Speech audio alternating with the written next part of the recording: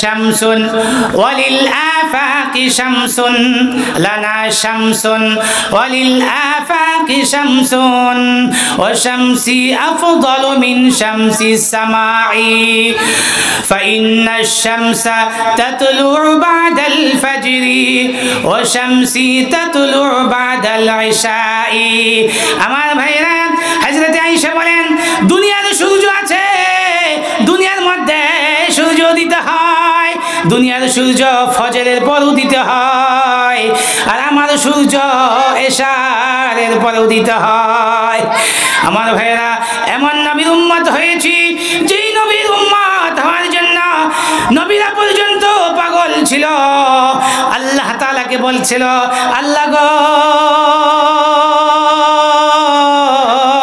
নবী বানাইছ, কিন্তু শেষ নবীর উম্মত যদি বানাইতা গো নবী আল্লাহ, কত মনে হয় ভালো হইতো। এই জন্য আমরা খুশি নাকি বেজার? চিল্লায় বলেন খুশি নাকি বেজার? খুশি। এই জন্য আমার ভাইয়েরা, একদিন সাহাবাই কেরাম রাদিয়াল্লাহু তাআলা আনহু আজমাইন, দেখেন এই বাচ্চারা বাবারা কথা বলবো না, ঠিক আছে?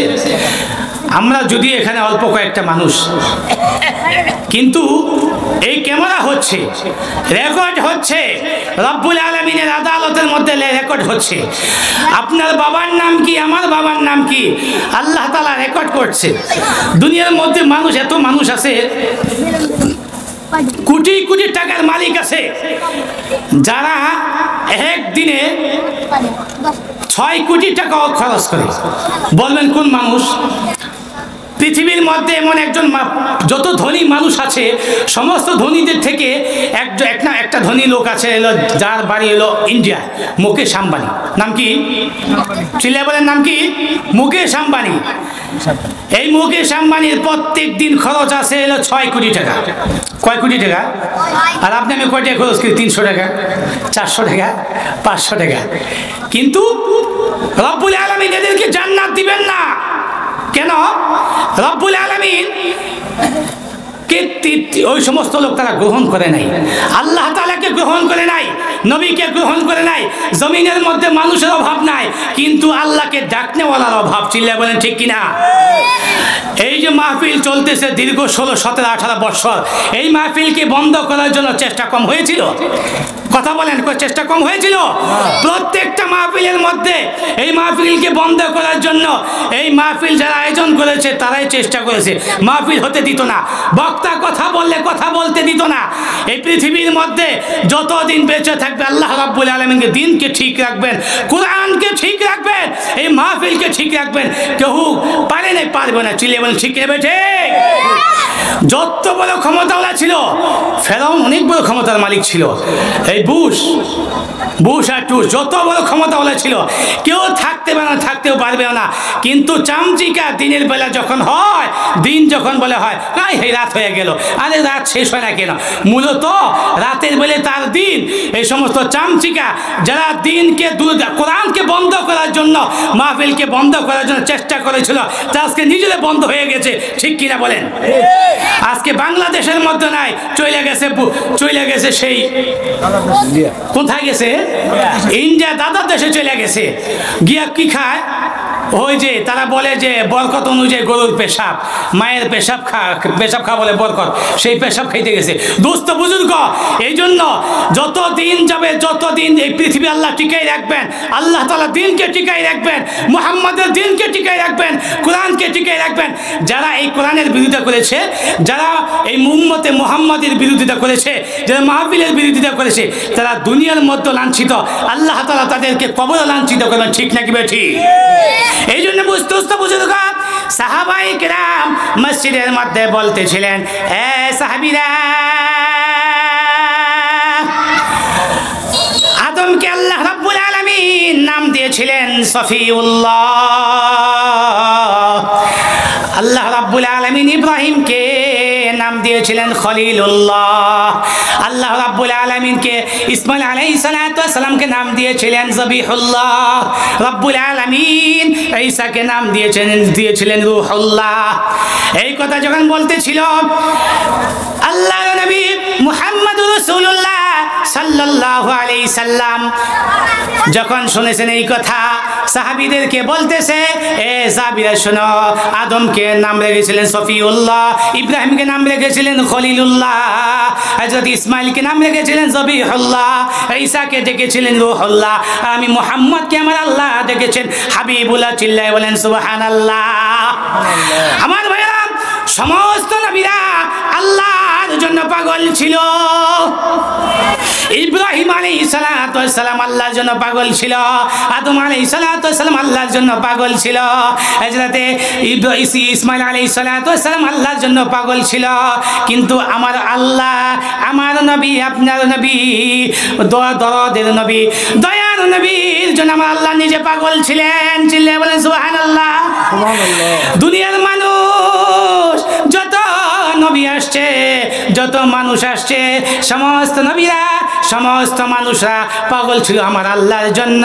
আমার আল্লাহ বলে, রে যার জন্য জান্নাত বানাইলাম, যার জন্য মানুষ বানাইলাম, যার জন্য দুনিয়া বানাইলাম, ওই নবীর জন্য, ওই মুহাম্মদের জন্য আমি আল্লাহ পাগল ছিলাম। বলেন সুবহানাল্লাহ। আমার ভাইয়েরা, এই জন্য রব্বুল আলামিন এই নবীর উপরে কোরআন নাজিল করেন। বলেন কার উপরে কোরআন নাজিল করেছে? মুহাম্মদ রাসূলুল্লাহ সাল্লাল্লাহু আলাইহি সাল্লামের উপরে কোরআন নাজিল করেছে। ভাই দোস্ত বুজুর্গ, এমন কোরআন নাজিল করেছে, কোরআনের মধ্যে আল্লাহ রব্বুল আলামিন সূরাতুল হামিম আল সিজদার মধ্যে বলেন, 30 নম্বর আয়াতের মধ্যে রব্বুল আলামিন বলেন, ইন্নাল্লাযীনা ক্বালু রাব্বুনাল্লাহ সুম্মা ইসতাকামু। আল্লাহ তাআলা বলতেছেন, দেখেন আপনারা যে জান্নাতে এই প্রমাণ দিতেছেন, আল্লাহ তাআলা আপনাদের জান্নাতে প্রমাণ দিতেছেন। যারা এখন এই মাহফিল থুইয়া বাড়িতে গিয়ে শুইবা, মনে রাখবা এইটা কিয়ামতের মধ্যে হিসাব হবে। রব্বুল আলামিন যে হায়াত দিয়েছেন আপনাকে, আপনি ঘুমাইছেন কতটুক সময়, আপনি নামাজ পড়েছেন কতটুক সময়, খেয়েছেন কতটুক সময়, প্রত্যেকটা হিসাব হবে কিনা? প্রত্যেকটা সময় হিসাব হবে। আল্লাহ তাআলা বলতেছেন, যে সমস্ত ইমান বান্দারা, আমার ইমানদার বান্দারা, আমি আল্লাহকে আল্লাহ বলে স্বীকার করছো, আমি আল্লাহকে আল্লাহ বলে ডাকছো, এই ডাকার পরে যে এইটার উপর অটল ছিলা, তুমি নামাজ পড়েছিলে, দিনদার হয়েছ, নামাজ পড়েছিলে, দাঁড়িয়ে রেখেছিলে, দাঁড়িয়ে রাখার কারণে সুন্দর বউ বলে পাও নাই, মন মতো বউ পাও নাই। রব্বুল আলামিন বলেন, এ বান্দারে, যদি এই দিনের উপর এইভাবে অটল থাকো, আমাকে মানো, আল্লাহ রাব্বুল আলামিন ফেরেশতা নাজিল করে কবরের মধ্যে বলবেন, এ বান্দা, তোর কোনো ভয় নাই, তোর কোনো চিন্তা নাই, তোর কোনো ভয় নাই। এই জন্য ফেরাউনের একটা দাসী ছিল, নাম ছিল মুসাতা। নাম কি বলেন? মুসাতা রাদিয়াল্লাহু তাআলা আনহা। হযরত মুসা আলাইহিস সালাম যখন দাওয়াত দিয়েছিলেন, মুসাতা বলতেছে, এ ফেরাউন, খোদা দাবি করেছিলি, তোর খোদাইত্বের মধ্যে আমি নাই, তোকে খোদা মানি না, ওই মুসার মালিকরে মানি, যেই মুসার মালিক তোমারে আমারে বানাইছে।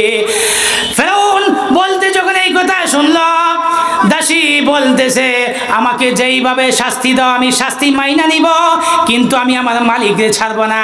ফেরাউন বিশাল বড় একটা কড়াইয়ের ব্যবস্থা করলো, অনেক তেল দিল, তেল দিয়া অনেক গরম করলো, গরম করিয়া এখন ওই মুসাতা রাদিয়াল্লাহু তাআলা আনহার বাচ্চাকে ধরছে, বলতেছে, রে মুসাতা, ইমান ছাইরা দে, ইমান ছাড়বিনি? মুসাতা বলে, না, ইমান ছাড়বো না, আমাকে যদি দ্বিখিন্দিত করস, আমার কল্লা যদি ফেলাইয়া দেস, এরপরও আমি ইমান ছাড়বো না। হযরত মুসাতা বলেন, যাই করে আমার বাচ্চা কি তেলের মধ্যে দিবি দে, আমি ইমান ছাড়বো না। হযরতে মুসা রাদিয়াল্লাহু তাআলা আনহার বাচ্চাকে হাতের মধ্যে ধরল ফেরাউন। হাতের মধ্যে ধরিয়া আমার ভাইরা রে হযরতে মুসা রাদিয়াল্লাহু তাআলা আনহা বাচ্চাটার পায়ের মধ্যে ধরিয়া বলতেছে, এই মুসা ঈমান ছাইরা দে। মুসা বলে, আমার বাচ্চারে তেলের মধ্যে দিবি, আগুনের মধ্যে দিবি, দে, কোনো আমার আফসোস নাই। হযরতে মুসা বলে, আমাকে দিবি, আমার আরেক সন্তান আছে, তৈয়ার করে দিলাম, এরপরও আমি ঈমান ছাড়ব না। ফেরাউন মুসা ছোট বাচ্চাকে হাতের মধ্যে নিয়া গরম তেলের মধ্যে ছাইরা দেয়। আমার ভাইরা রে বাচ্চা তেলের মধ্যে গিয়া চিৎকার করে বলে, মাগো, ও মা, কি কষ্ট হচ্ছে, বাবারে বাঁচাও। আপনার সন্তানকে যদি আগুনের মধ্যে ফেলে আপনার কি রকম লাগবে ভাই ও মা বোনেরা? মুসা বলতেছে, বাবা আমি আসতেছি, কোনো চিন্তা করিস না, তেলের মধ্যে থাক। যে আল্লাহ তেলকে গরম বানাইতে পারে ওই আল্লাহ তেলকে ঠান্ডা করতে পারে। চিল্লায় বলেন ঠিক কি না? আমার ভাইরা রে বাচ্চা কান্না করে তেলের মধ্যে ভাইজা গেল, তেলের মধ্যে শরীর জ্বলছে, মইরা গেল। দ্বিতীয় সন্তানকে ধরছে, ধইরা বলতেছে, মুসা ঈমান ছাড়বিনি, আমাকে খোদা বইলা মান। মুসা বলে, না, আমি এখনো ছাড়বো না। ফেরাউন দে দ্বিতীয় সন্তানকে তেলের মধ্যে ছাইরা দে। মুসা কথা শুনিয়া দুইজন লোক মিলা মুসা দ্বিতীয় ছেলেকে চিল্লায় বলে, মুসা বলতেছে, আল্লাহ গো আল্লাহ, আজকে ঈমান গ্রহণের কারণে ছোট সন্তানকে দিল তেলের মধ্যে, তোমার কি মায়া লাগে না গো আল্লাহ? আমার আরেকটা সন্তানকে দিল। আল্লাহ বলতেছেন, মুসা কোনো চিন্তা করিস না, আয় তেলের মধ্যে আয়। আমার ভাইরা রে হযরতে মুসা রাদিয়াল্লাহু তাআলা কয়েকজন বিলিয়া বাদিয়া তেলের মধ্যে দেওয়ার চিন্তা করলো। ফেরাউনকে বলতেছে, ফেরাউন রোজ কিয়ামতে দেখা হবে, আজকে ক্ষমতা ছবি নাই। আরে ইসরাইল ফিলিস্তিনের শিশুদেরকে, মা বোনদেরকে, বাবাদেরকে কিভাবে মারতেছ? আজকে আমেরিকা বলতেছিল ফিলিস্তিনকে আগুন দিয়ে পোড়াইয়া দিবে। রব্বুল আলামিন বলে, আমেরিকা কোথায় আঙ্গুল তোলো, রাখ দেখায় দিমু। এই জন্য রব্বুল আলামিন আমেরিকার মধ্যে দাবানল দিয়া দিছে, হাজার প্লেন দিয়া, হাজার বিমান দিয়া, হাজার কোন ফায়ার সার্ভিস দিয়া আগুন নিভাইতে পারতেছে কিনা? চিল্লায় বলেন। আমার বাইরা পারবে না। যারা কোরআনের দিকে হাত দিবে, যারা মাহফিলের দিকে হাত দিবে, যারা মাদ্রাসা বন্ধের চিন্তা করবে, এই সমস্ত ব্যক্তিদেরকে আমার রব্বুল আলামিন কিয়ামতের ময়দানে ধইরা ধইরা বাইন্দা বাইন্দা জাহান্নামের মধ্যে নিয়ে যাবে। চিল্লায় বলেন ঠিক কিনা? আমার ভাইরা রে মুসা তাকে হাতের মধ্যে পায়ের মধ্যে ধরলো, বাঁধলো, বাইদা মুসা তাকে তেলের মধ্যে দেওয়ার চিন্তা করলো। তেলের মধ্যে দিবে। মুসা বলতেছে, মুসার মালিক আল্লাহ,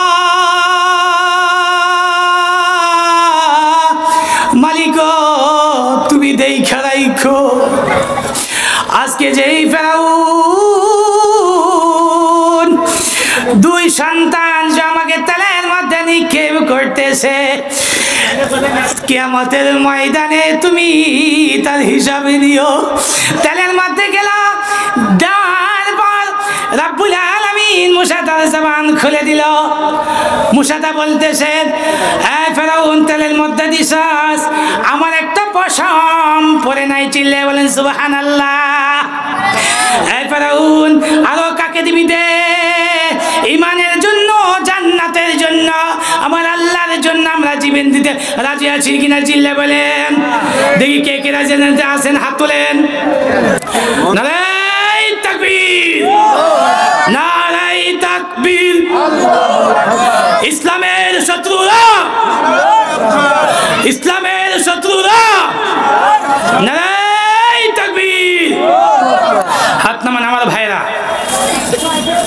দিন যাচ্ছে, হায়াত শেষ হয়ে যাচ্ছে। এই কোরআনের জন্য, নবীর জন্য যতদিন বেঁচে থাকবো, আপনার মতো আমার মতো যুবকরা নবীর জন্য জীবন দিয়েছিল। 1923 সালে আইলমুদ্দিন নামে একজন যুবক ছিল। সেই যুবকটা কাঠ মিস্ত্রি ছিল, কাঠের কাজ করত। ইন্ডিয়ার মধ্যে এক নাস্তিক লিখেছিল, একটা বই লিখেছিল রঙ্গিলা রসুল নামে। কি নামে লিখেছিল? চিল্লায় বলেন, কি নামে লিখেছিল? রঙ্গিলা রসুল নামে একটা বই লিখেছিল। যুবক যদিও কাঠ মিস্ত্রি, সে বলতেছে আমার নবীর নামে কটূক্তি করা হচ্ছে, ওই নাফরমানকে দুনিয়ার মধ্যে বেঁচে রাখবো না, ওই নাফরমানকে দুনিয়ার মধ্যে বেঁচে রাখবো না। ওই আশিক রাসূল ইলমুদ্দিন ওই নাফরমানকে খুঁজতেছিল। নাফরমান কোথায় গেছে, কোথায় গেছে রে? পায় না, পায় না। ইলমুদ্দিন খুঁজতেছিল নাফরমান কোথায় গেছে। বহুত চেষ্টার পরে পাইল সেই নাফরমানকে। কোথায় পাইছে?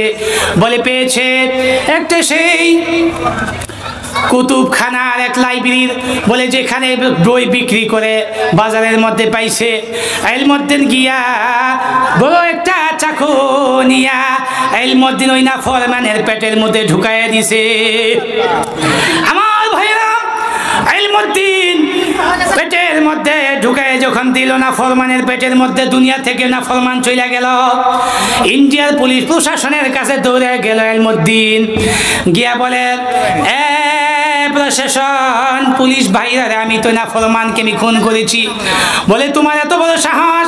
বলে সাহস কলিজায় পাটা আছে, আমার নবীকে গালি দিবে, আমি ঘরের মধ্যে বসে থাকবো, তা হতে পারে না।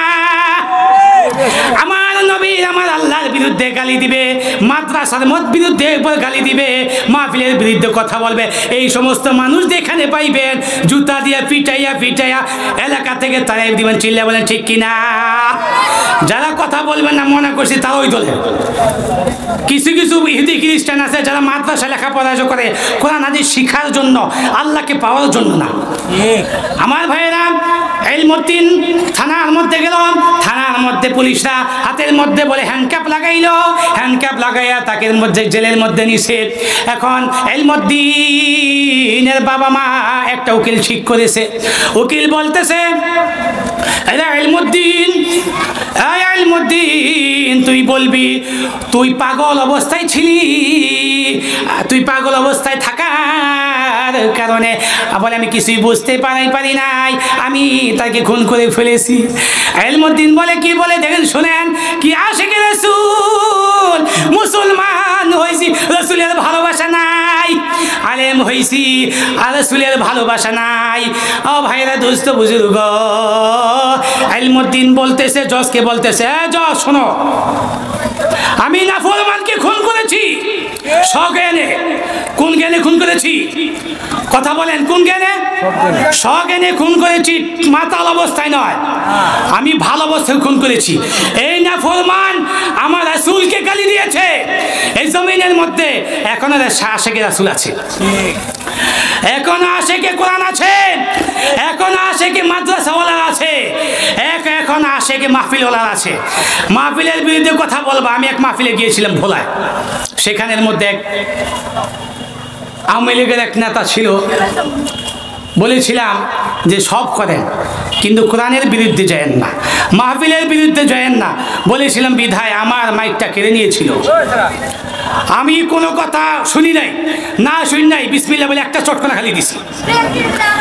এই এক চটকনা দেওয়ার কারণে সমস্ত মুসল্লিরা তাকে নামে পাড়াইতে এলাকা ছাড়া করাইছি। আমার ভাইরা, আপনি যদি নরম থাকেন আপনাকে জাতবো বেশি। কোরআনের জন্য জীবন দিতে হবে, হাদিসের জন্য জীবন দিতে হবে না। এই জন্য দুস্থ বুজুর্গ আমার ভাইরা, ইলমুদ্দিন বলেছিল, কি বলেছিল যে আমি আমার মাতাল অবস্থায় নয়, আমি আমার সজ্ঞানে আমি ভালোবাসা খুন করেছি। আমার রাসূলকে কি করেছে? গালি দিয়েছিল। আমার রাসূলের নামের বিরুদ্ধে বই লিখেছে। ইলমুদ্দিন রাতের বেলা ঘুমাইল, জেলখানার মধ্যে ঘুমায়, রাতে স্বপ্ন দেখে আল্লাহ নবী বলতেছে, ইলমুদ্দিন রে, ইলমুদ্দিন ভয় করিস না, আয় আমার কাছে চইলাই, আমি নবীর মহব্বতে আমি নবীর বিরুদ্ধে যে বই লিখেছিল আমাকে গালি দিয়েছে, ইলমুদ্দিন তাকে তুই মেরেছস, আমার ভালোবাসে তারে মেরে ফেলছস। ইলমুদ্দিন রে, ইলমুদ্দিন আয়, তুই আসতে দেরি হবে, তোর কবরের মধ্যে জান্নাতের হাওয়া চালু হইতে দেরি হবে। চিল্লা বলে সুবহানাল্লাহ। আমার ভাইরা, হায়াতের জিন্দেগি কতদিন, কত কোটি কোটি টাকাওয়ালা আছে, কোটি টেক যে করোনা গেল আল্লাহ দেখায়া দিছে, বস্তা ভরা টাকা নিয়ে হাসপাতালের মধ্যে গেছে, কিন্তু করোনা ভালো করতে পারে নাই। চিল্লায় বলেন ঠিক কিনা? আমি ঢাকা এক মাদ্রাসার মধ্যে পড়াই, মাদ্রাসার একটা পাশে একটা মার্কেট ছিল, মার্কেটের সভাপতির করোনা হয়েছে। এক বস্তা টাকা নিয়া গাড়ির মধ্যে নিয়া মাহফিল, ওই দিন আবার আমার একটা মাহফিলও ছিল। কেমন মাহফিল? ইসলামী মাহফিল। এমন অবস্থা মাহফিল রাখছে, মাদ্রাসা মাহফিল। আমি শুনতেছিলাম আমার এক ভক্ত থেকে, ভক্ত বলতেছে, হুজুর এক বস্তা টাকা নিয়া সেই হাসপাতালের মধ্যে গেছে, হাসপাতালকে বললে, হাসপাতালের ডাক্তারকে বলতেছে বস্তার টাকা নাও, কত বস্তা টাকা লাগবে? আমার মালিক যদি ভালো না করে রে আমার ভাইরা রে, ভাই দোস্ত বুঝো কথা বলবেন না মেহেরবানি করে, এটা দিনই মাহফিল। চিল্লায় বলেন সুবহানাল্লাহ। এখানে কথা বলা যায় না, প্লিজ এখানে কেউ কথা বলবেন না। এই চেয়ারে বসলে আল্লাহ তাআলার আরশ থেকে কথা আসে। কোন থেকে কথা আসে? চিল্লায় বলেন। আল্লাহর আরশ থেকে কথা আসে, কেউ বলতে পারে না, যতই চেষ্টা করুক, যতই লেখা আনুক।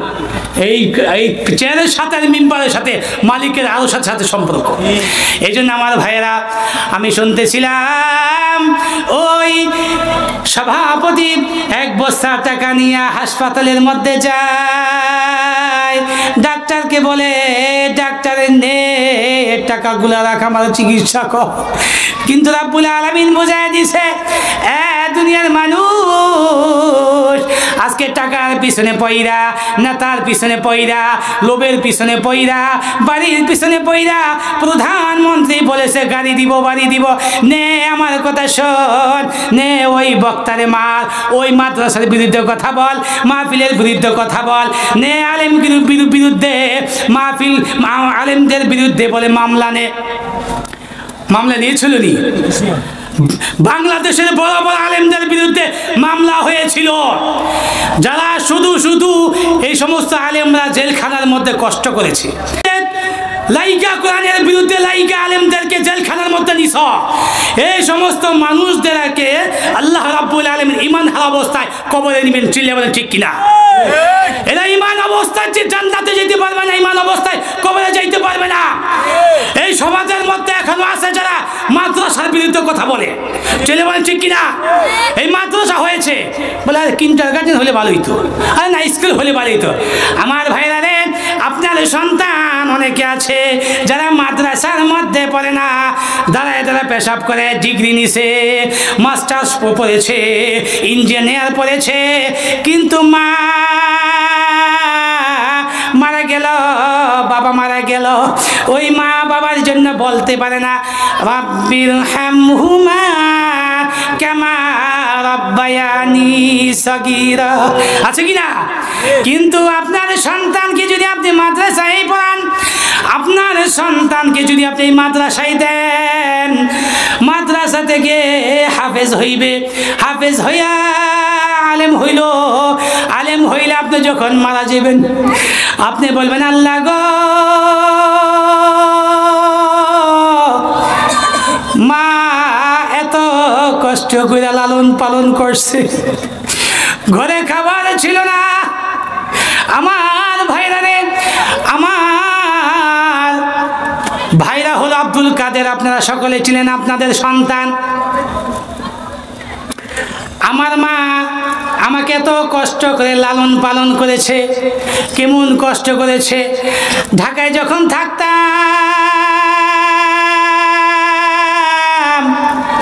বাবা কলা বিক্রি করতো, কলা বিক্রি কইরা কইরা কইরা প্রত্যেক দিন 100 থেকে 150 টাকা দিত।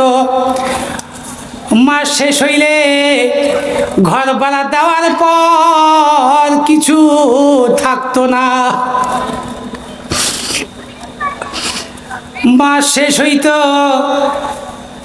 চাউল থাকতো না। একদিন বলতেছে বাবা রে, মাদ্রাসা থেকে এসেছি, এসে বলতেছে বাবা ঘরে চাল নাই, কি খাবি? আমি বললাম মা গো, ঘরে চাল নাই, মালিক তো একজন আছে। আমি দৌড়াবার উস্তাদের কাছে গেলাম, হুজুরকে বললাম হুজুর গো, হুজুর ঘরে চাউল নাই 2 দিন ধরে, মা পানি খাওয়া অবস্থায় থাকে, হুজুর কিভাবে থাকবে, আর কয়দিন এভাবে থাকবো? হুজুর বলতেছে বাবা রে, তখন মেশকাত পড়ি আমি, বাবা কষ্ট করতেছে, আর 1 বছর কষ্ট করো। হুজুরে 10 কেজি চাউল দিল, হুজুরের কাছে চাউল আছে, কিরা চাউল, কিরা চাউল নিয়ে বাড়িতে গেলাম। বাড়িতে যাওয়ার পর মা এই চাউল কিভাবে রান্না করবে, ভাত হওয়ার মতো নয়। মা বলতে যে বাবা এই চাউল বাইটা তোমাকে চাপটি বানায় দেই। এই চাপটি খাইয়া আল্লাহকে বললাম আল্লাহ গো, কত মানুষের টাকা আছে, কত মানুষের বাড়ি আছে, আজকে টাকার কারণে চাউল কিনা খাইতে পারি না। আল্লাহ কবে দিন ঘুরাইবা গো আল্লাহ। আমার ভাইয়ের রাতে ঘুমাইলাম, রাতে ঘুমানোর পর আমার নবী আমারে বলতেছে, আপনারা ভাবতে পারেন এখানে অনেক আলেম আছেন, অনেক ভাবতে পারেন হুজুর মনে এই প্রচার প্রসার করার জন্য মনে হুজুর এই কথা বলতেছে। কেউ যদি নবীর নামে মিথ্যা কথা বলে সে জাহান্নাম ছাড়া তার কোনো উপায় নাই। চিল্লায় বলেন ঠিক কিনা? আমার ভাইরা, আমার নবী ঘুমের মধ্যে বলল, এই ইব্রাহিম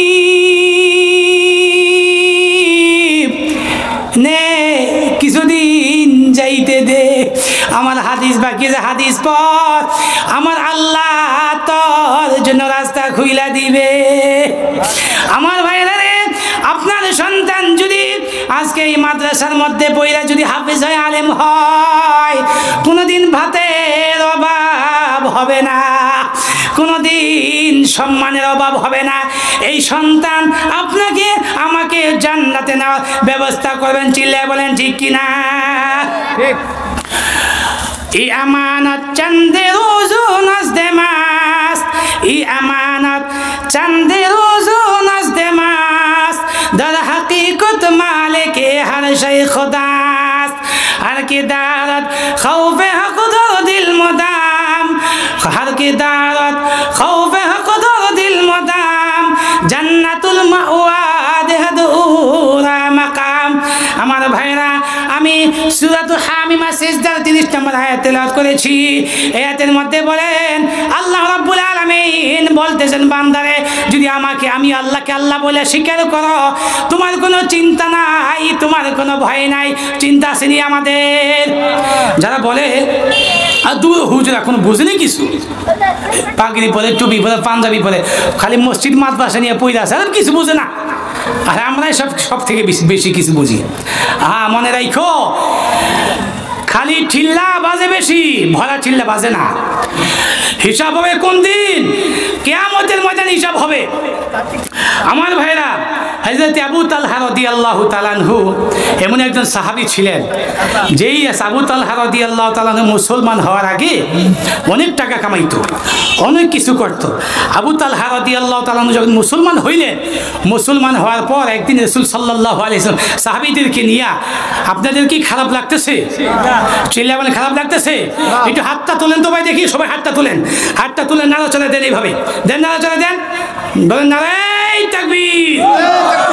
আমার ভাইরা, আজকে এই আল্লাহ রাব্বুল আলামিন কিয়ামতের ময়দানে এগুলো সাক্ষী হয়ে থাকবে। যারা মাজলিসের মধ্যে আসছি, যারা কোরআনের আয়াত শুনতেছি, কোরআনের হাদিস শুনতেছি, আল্লাহ রাব্বুল আলামিন আমাদেরকে যেন সেই আমার নবীদের সাথে, আমার নবীর সাথে জান্নাতে যাওয়ার আল্লাহ যেন ব্যবস্থা করেন। সকলে বলেন আমিন। হাতটা বন্ধ করেন, ছাড়েন, হাতটা বন্ধ করেন, ছাড়েন, হাতটা বন্ধ করেন, ছাড়েন। আবার একটু নাড়াচাড়া দেন, নাড়াচাড়া দেন। এগুলো করতেছে অনেক অমনোযোগী। আমাদের ইলিয়াস রহমান জিহাদি সাহেব আসবেন, এই জন্য আপনি অপেক্ষা করতেছেন, হাতটা নামান। জানি তো বিরিয়ানি যদি আসে তাহলে কেউ ভাতের আশা করে না, ভাতের আশা করেনি। যাই হোক, যেহেতু আনছে আল্লাহ পাক রব্বুল আলামিন, আনছে আমাদের, এই জন্য যেই কথা চলতেছে প্রত্যেকটা কথা অনুযায়ী আমল করার চেষ্টা করব। এবং এই কথার উপর যদি আমরা আমল করি, রব্বুল আলামিন আমাদেরকে হইতে পারে একটি আদনা থেকে আদনা কথার উপর আমল করার কারণে আল্লাহ রব্বুল আলামিন আমাদেরকে জান্নাতের ব্যবস্থা করতে পারেন। চিল্লায়া বলেন আমিন। আমার ভাইরা, হযরত আবু তালহা রাদিয়াল্লাহু তাআলা আনহুর ঘটনা কি বলবো? হযরত আবু তালহা রাদিয়াল্লাহু তাআলা আনহু ঘরের মধ্যে আছেন। আল্লাহ নবী সাল্লাল্লাহু আলাইহি সাল্লাম সাহাবায়ে কেরামকে নিয়ে আবু তালহা রাদিয়াল্লাহু তাআলা আনহুর ঘরের সামনে গেলেন। সাহাবীরা ডাকতেছে, রাসূল সাল্লাল্লাহু আলাইহি সাল্লাম ডাকতেছে আবু তালহাকে, এ আবু তালহা কোথায় আছো? মেহেরবানি করে কথা বলবে না ভাই, এই যে প্লিজ কোনো কথা বললেন না ভাই, কাজ করবেন একজন দুইজন, এত বছর কথা বলে তো হয়নি। আবু তালহা রাদিয়াল্লাহু তাআলা আনহুর কাছে কে গেছেন বলেন তো? দুজাহানের বাদশাহ মুহাম্মদ রাসূলুল্লাহ সাল্লাল্লাহু আলাইহি সাল্লাম গেছেন, সাহাবায়ে কেরামকে নিয়ে গেছে, বলতেছে আবু তালহা কোথায় তুমি? রাসূল সাল্লাল্লাহু আলাইহি সাল্লাম আওয়াজ পাইয়া ঘর থেকে বের হইছে। হযরত আবু তালহা বলেন, ইয়া রাসূলুল্লাহ, আমি গরিবের ঘরে কেন আসলেন আপনি? হযরত আবু তালহা বলতেছেন, ইয়া রাসূলুল্লাহ, কোন উদ্দেশ্যে আসলেন? আবু তালহা বলতেছে, কোনো কথা থাকলে আমাকে ডাক দিতেন, আমি যাইতাম আপনার দরবারে। আল্লাহ নবী বলে, আবু তালহা রে, এসেছি তোমার খোঁজ খবর নিতে। বলে, ইয়া রাসূলুল্লাহ, কি খোঁজ খবর? কোন খোঁজ খবর? বলে, এমন খোঁজ খবর, আল্লাহ নবী বলতেছে, আবু তালহা, ঘরের মধ্যে কে যেন কান্না করতেছে। বলে, কে কান্না করে? বলে, দেখো দরজাটা মেলো। দরজা মহিলা দেখে, মিল্লা দেখে আবু তালহার বাচ্চা কান্না করতেছে। আল্লাহ নবী বলতেছেন, আবু তালহা, বাচ্চা কেন কাঁদতেছে? রাসূল সাল্লাল্লাহু আলাইহি সাল্লাম যিনি কথা বললেন, আবু তালহা বলতেছে, ইয়া রাসূলুল্লাহ, আমি বলবো না কেন কাঁদতেছে। না, বলতে হবে কেন কাঁদতেছে। রাসূল বলতে হবে কেন কাঁদতেছে, বলো। হযরত আবু তালহা বলতেছেন, ইয়া রাসূলুল্লাহ, আমার ঘরের সামনে একটা খেজুর গাছ আছে, সেই খেজুর গাছের খেজুর পরে, আর খেজুর পরে খেজুর গাছ তো আমার না। এই খেজুর গাছের খেজুর যদি খায় আমার ছেলে, আর রব্বুল আলামিন যদি কিয়ামতের ময়দানে বলে, আবু তালহা রে, তোর সন্তান আরেকজনের গাছের খেজুর গাইছে, তোর কোনো মাফ নাই, তোর কোনো জান্নাতে যাওয়ার আশা নাই। হযরত আবু তালহা এই কথা বলল, বলার পর আল্লাহ নবী বলতেছেন, আবু তালহা তোমার ভিতরে মন আল্লাহ রাব্বুল আলামিনের ভালোবাসা ঢুকছে, তোমার ভিতরে তো আল্লাহ তাআলার ভয় ঢুকিয়েছে আবু তালহা। এ আবু তালহা রাখ রাখ, খেজুর গাছের ব্যবস্থা করে দিতেছি। আবু তালহার জন্য কোন সাহাবী আছো এই গাছটার ব্যবস্থা করবা। হযরত রাসূল সাল্লাল্লাহু আলাইহি সাল্লাম এই কথা শুনিয়া সাহাবায়ে কিরামদের মধ্যে হযরত ওসমান বলতেছে, ইয়া রাসূলুল্লাহ আমি এই খেজুর গাছের ব্যবস্থা করব, আমি এই খেজুর গাছের ব্যবস্থা করব। আবু তালহা বলতেছে, আবু তালহা চলো যাই। কোন জায়গায়? ওই লোকের বাড়ি। হযরত আবু তালহাকে নিয়া সেই গাছওয়ালার বাড়িতে গেল, মুনাফিকের বাড়ি। যায় বলল, এ ভাই তোমার বলে একটা খেজুর গাছ আছে? বলে আছে। বলে খেজুর গাছটা বিক্রি করিয়া দাও। ইহুদি বলতেছে, না না বিক্রি করবো না। কেন বিক্রি করবো? কারণ এই গাছ আমি বিক্রি করবোই না। ওসমান বলতেছে, না বিক্রি করতে হবে, বিক্রি যেভাবে করতে হবে। বলে কয়টা গাছের টাকা তোমাকে দিতে হবে? কয়টা গাছের টাকা তোমাকে দিতে হবে? ওই ইহুদি বলতেছে, না বিক্রি করবো না। হযরত ওসমান বলতেছে, 10টা গাছের টাকা তোমাকে আমি দিব, আমাকে খেজুর গাছটা দিয়ে দাও। কিন্তু এরপরে ইহুদি বলতেছে, না বিক্রি করবো না। হযরত ওসমান বলে,